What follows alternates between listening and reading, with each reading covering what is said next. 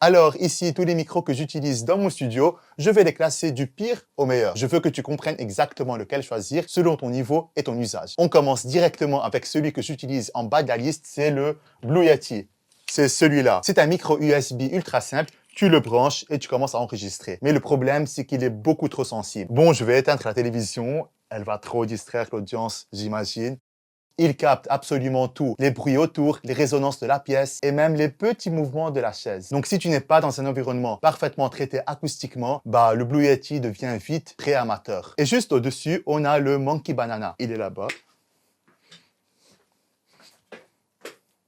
Comparé au Blue Yeti, il est plus basique, moins de réglages, moins de prise de tête. En résumé, le Blue Yeti est plus puissant mais plus exigeant. Le Monkey Banana est plus simple mais moins précis. À toi de voir ce qui correspond à ta situation. Ensuite, on change complètement de catégorie avec le Rode VideoMic Pro Plus. Là, on est sur un micro shotgun. Il est conçu pour être monté sur une caméra et capter le son dans la direction où tu filmes. Résultat, il isole beaucoup mieux ta voix des bruits autour grâce à sa directivité très ciblée. Il a été pensé pour la vidéo, le vlog, les tournages en extérieur. Il demande à être bien placé pour donner un résultat parfait. Si tu t'éloignes trop ou tu es mal placé, tu perds pas mal de sa qualité. On continue avec un micro que peu de gens considèrent et pourtant il a un avantage qui est énorme.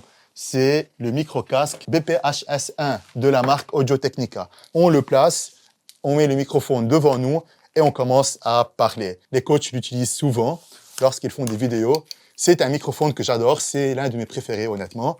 Et j'en ai deux, by the way. Le micro reste toujours à la même distance de ta bouche. Donc ton volume ne change pas, ton son reste stable d'une phrase à l'autre et tu n'as pas besoin de réfléchir à ta position lorsque tu parles. Par contre, le rendu est moins esthétique, moins cinéma. C'est clairement un outil fonctionnel plus qu'un choix créatif. Et je trouve qu'il est super stylé lorsque je fais une séance de sport et que j'ai envie de parler. Parce que tu peux parler sans que tous les bruits de la salle ne viennent envahir ton enregistrement. La musique, les gens tout autour, les machines, ils filtrent tout ça naturellement. Et le simple fait de porter un casque aide déjà à se concentrer, à être dans sa bulle. On passe à quelque chose de plus technique, le Zoom H6. Ce n'est pas un micro à proprement parler, c'est un enregistreur. Mais je le mets dans cette liste parce qu'il est essentiel lorsque tu veux passer à un niveau supérieur de production. Tu peux brancher plusieurs micros dessus simultanément, enregistrer plusieurs pistes séparées et contrôler ton son de manière plus précise. C'est l'outil que tu utilises lorsque tu fais des podcasts à plusieurs invités, des tournages plus complexes avec différentes sources audio. Personnellement, je m'en sers pas de ce micro pour enregistrer directement, je m'en sers plutôt comme une base centrale. J'y branche différents micros selon la situation pour avoir plus de contrôle sur le rendu final. C'est un outil de maîtrise, pas de commodité. On passe maintenant au micro-cravate avec le Holyland Lark M2.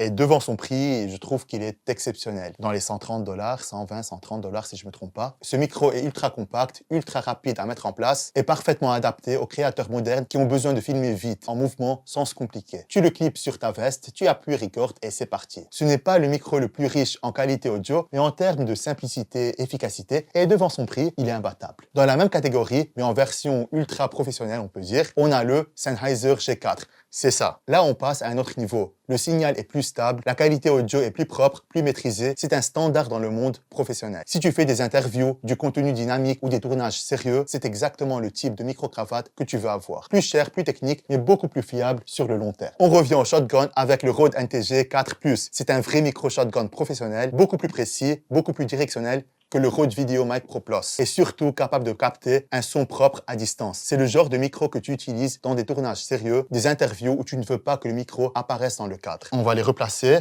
parce que ça va trop distraire l'audience, je suppose. On arrive maintenant dans la catégorie studio avec un microphone condense que j'adore, qui est le Audio-Technica AT2035, c'est celui-là. Alors, ce microphone, c'est un de mes préférés, honnêtement. Lorsqu'on parle de microphone condense, j'avais à l'époque le NT1, et honnêtement, d'après les recherches, d'après mes propres expériences personnelles, ce microphone, je le préfère. Là, on change complètement de dimension. Ce sont des micros à condensateur. Beaucoup plus sensibles, beaucoup plus détaillés. Ta voix devient plus claire, plus précise, plus naturelle. Mais en contrepartie, ils sont exigeants. Mais si ta chambre n'est pas à traiter acoustiquement, ils vont capter tous les bruits, tous les défauts sans pitié. Par contre, si tu maîtrises ton environnement, le rendu est de très haut niveau. Parfait pour de la voix off professionnelle, du chant ou du contenu qui demande une qualité irréprochable. On parle maintenant d'une vraie référence dans le monde du podcast et de la radio, le Shure SM7B.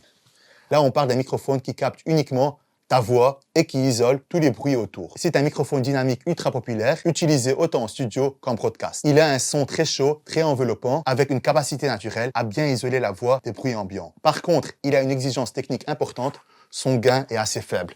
Et donc, dans ce cas précis, on aura besoin d'investir sur un cloud lifter. C'est un booster de son, en d'autres termes, et c'est à ce moment-là où vous allez vraiment voir la puissance du Shure SM7B. Très radio, très immersif, très professionnel. C'est le micro que tu utilises lorsque tu veux que les gens entendent la différence dès les premières secondes. Et enfin, pour moi, le meilleur équilibre dans un studio comme le mien, c'est le PodMic. Je l'utilise souvent dans la plupart des podcasts. C'est un microphone qui n'est pas si cher comparé au Shure SM7B. Il est à moitié prix. Ce n'est pas forcément le plus impressionnant sur le papier, mais c'est le plus intelligent dans la réalité. C'est un microphone dynamique et donc il élimine naturellement les bruits autour. Il est très tolérant, très facile à utiliser et surtout, il donne un rendu professionnel sans avoir besoin d'un environnement parfait. Clairement, celui que je recommande le plus pour la majorité des créateurs qui veulent débuter sérieusement. Ensuite, on a le DJI Mic et le Rode WiGo2. Aussi, ce sont des micro-cravates. Celui que j'utilise actuellement, c'est le Rode WiGo2 pour les créateurs et les interviews. Le DJI Mic 2 est plus moderne et avancé. Il offre une meilleure qualité audio, des fonctionnalités pro comme le 32 bits float